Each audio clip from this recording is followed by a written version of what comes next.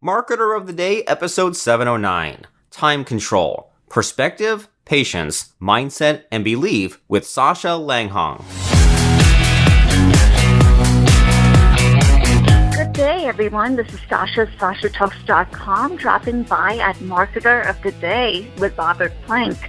I thought it would be a nice refresher as well new information for those who are embracing new projects or they happen to be seasoned business owners to consider a few entrepreneurial tips when you're starting out and also when you are running your marathon of life, whether it's personal or in business. It's always good to keep a perspective of some things that we could capitalize upon and some things that we could avoid if we're fortunate. So we're not all learning the lessons the hard way.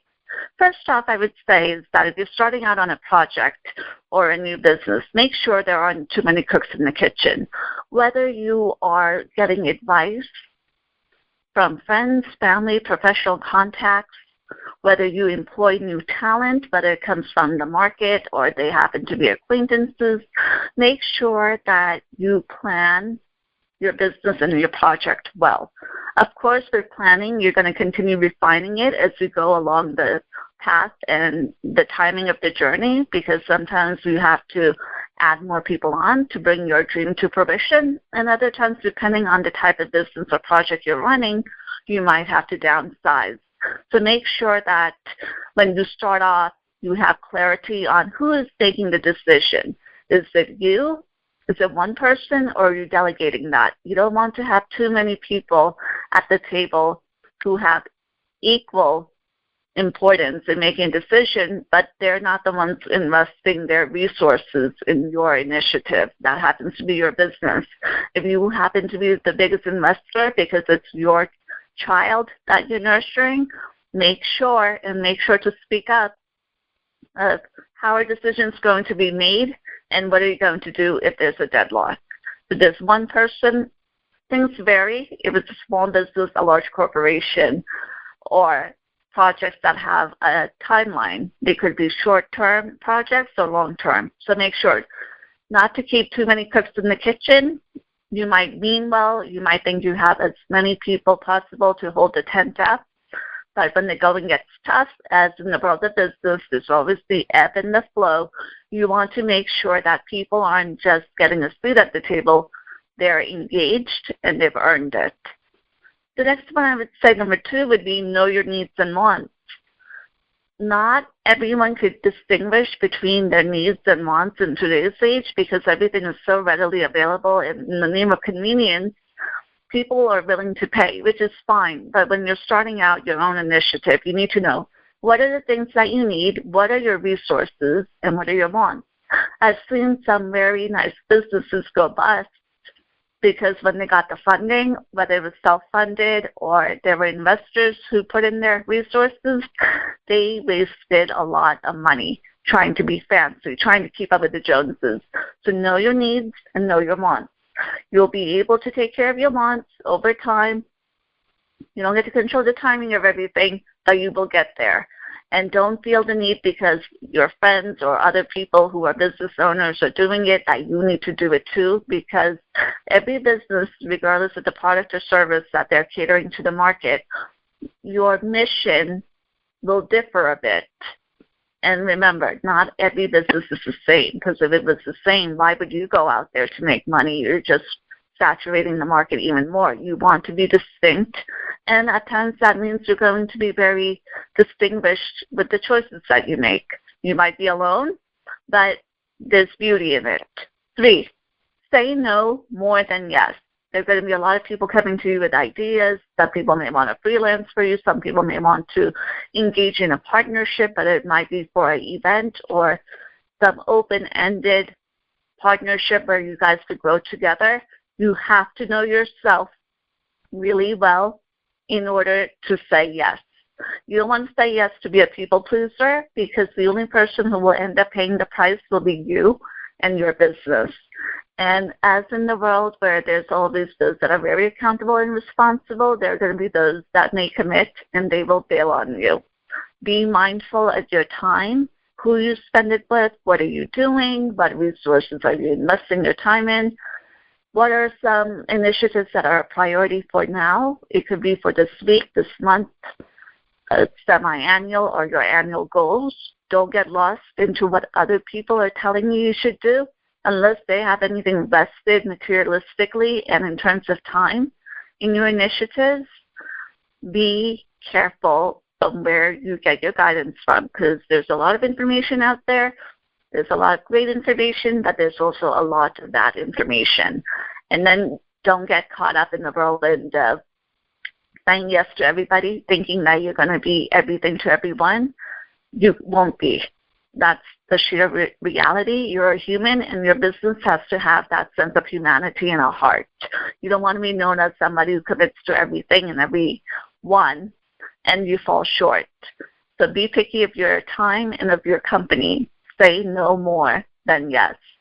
4, good results do take time. It's a process. It's like running a marathon. There's always going to be someone before you who came and did it, and maybe someone who's going to be waiting for their time to shine as well after you. Depending on what your goal is, if you're focused on sales, then you're going to be working with different types of varying short-term sales strategies to hit your numbers. If you're thinking about focusing on branding, branding has a personality. It has a life. You have to nurture it over time. So your strategies are going to be more long-term based. And you have to remain flexible in your mindset, in your decision-making process, to understand that you're coexisting in the world, and we don't get to control timing with everything. But throughout that entire business marathon, you have to remember, if it's your business, you're accountable for it. So be mindful of the decisions that you make, and the people that you bring in, the people that you engage, and even if it's a one-person or two-person business, with the type of clients that you entertain. Because when you go out, you want to be everything to everyone in the excitement of entrepreneurship. But as time goes on, you learn through watching even others in the field of what works, what doesn't work, and learn. Constantly be open to learning. It doesn't mean you have to embrace everything and accept it in your DNA, and that is how you're going to run with your business. But be open to new ideas, because if you're not teachable, you're not going to last long. Whether you're running a business, running a project, or being employed by a third party. 5, do your research. There is enormous amount of information available online, offline, through people, from people. I highly recommend people. It's great to read. It's great to converse, go to consultations, go to seminars, absorb all of the information. But the reality is that you'll probably only apply maybe 10% of good information that will not only help you and make your life easier, but also pass it on through the products and services that you create, making the client's life easier. Do your research, take your time, do not feel rushed. Now, when I say take your time, be aware of time. Not everyone's going to be around for the next 500 years, but you want to take enough time to absorb the information, process it, digest it. Everybody does it at different rates and in different ways. But then you have to decide, are you going to apply it, or are you going to discard it, or maybe it's not needed at the moment in time.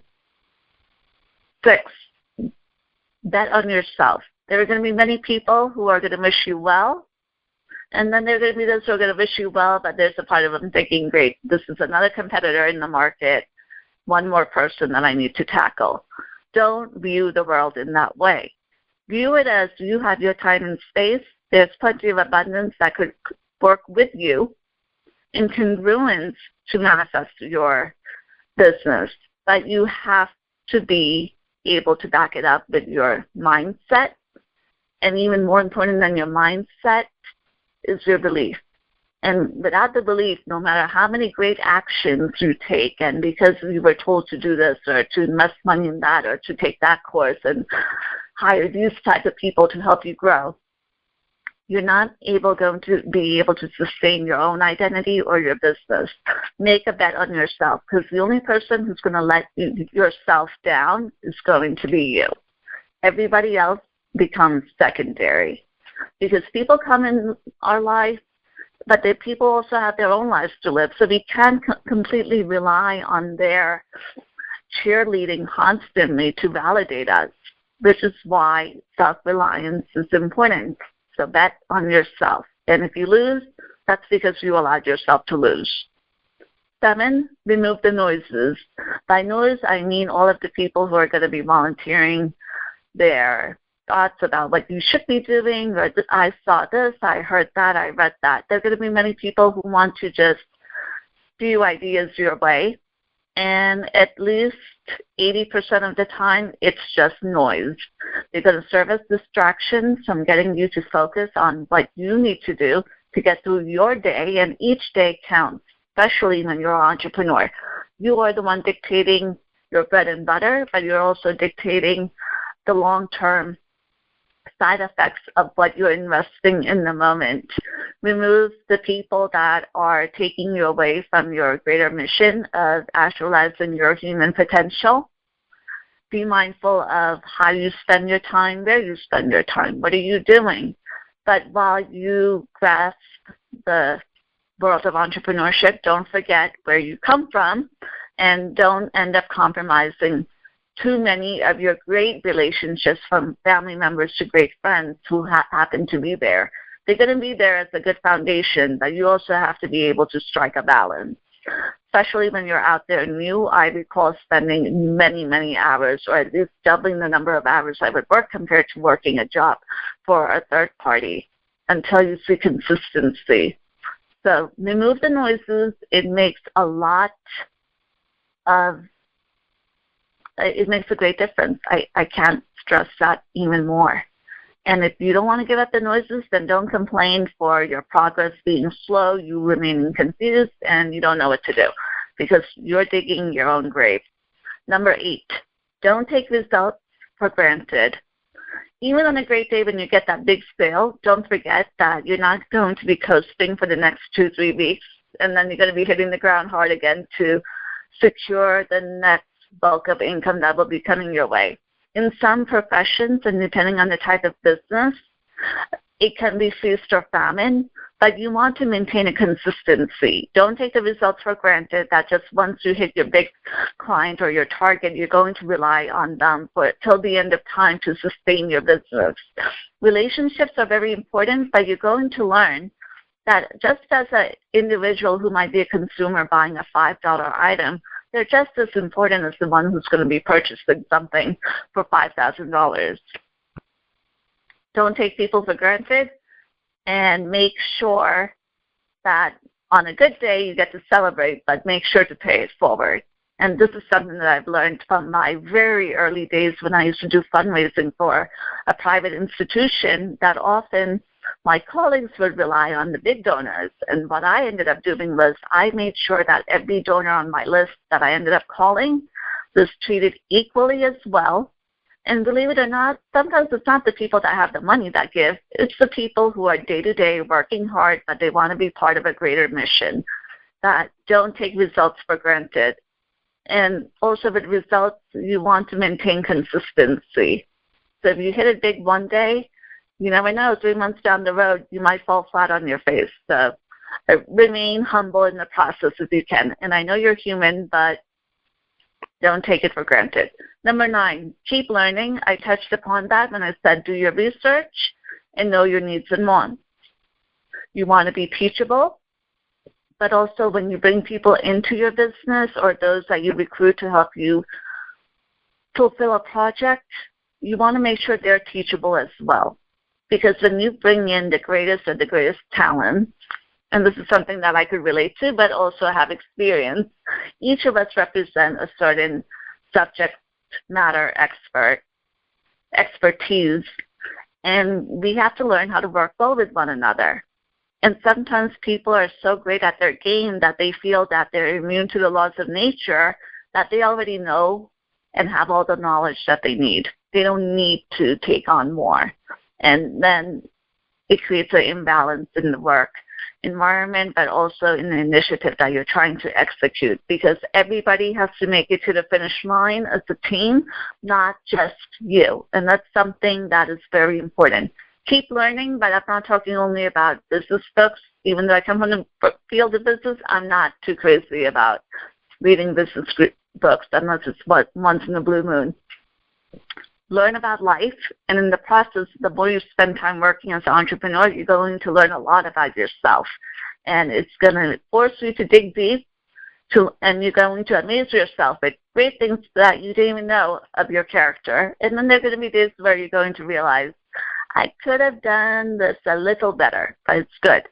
As long as you get up when you fall and you greet the next day with positivity. And number 10, adhere to your principles.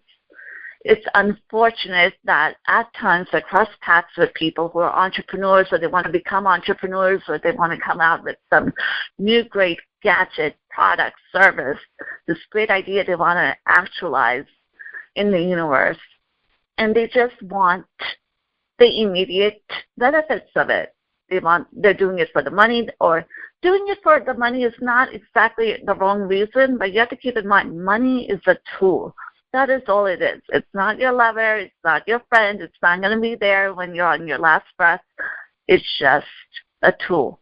Adhere to your principles throughout your business journey. Don't end up compromising yourself just for a short-term benefit. I'm not talking about when we're in the name of survival where you have to put food on the table. I'm talking about when you're working and you come across the consistency and the reliability of the people that you have cultivated within that culture. Adhere to your principles. There are going to be times where you might end up always having to take the higher road, but there's always a long-term reward for that. You want people to know you, not perceive you, because perceiving has to do with just putting up smokes and mirrors and marketing yourself. There are too many manufactured executives and manufactured people that I meet day to day. They're just a byproduct of whatever they put out. You want to be known as an entrepreneur that on a good day or a bad day, whether it is your critic or your ally or your advocate, when they think of you, no matter how they feel, they will still speak well of you because they know that you don't compromise your principles. You don't want to be a doormat, because once you become a doormat, you're already compromising your longevity in the market. And when people look you in the eye, you want to be known for your character. And when people know you for your character, they can also assess how you do business. It's a two-way street. So those were my thoughts to share on Marketer of the Day with Robert Plank. And if you guys have any questions, you could just drop a hello at sashatalks.com. I wish you all well and have a blessed business journey. Need more guests for your podcast? How about a podcast that's set up in the first place? Schedule a call with us right now by visiting doneforyoupodcasting.com.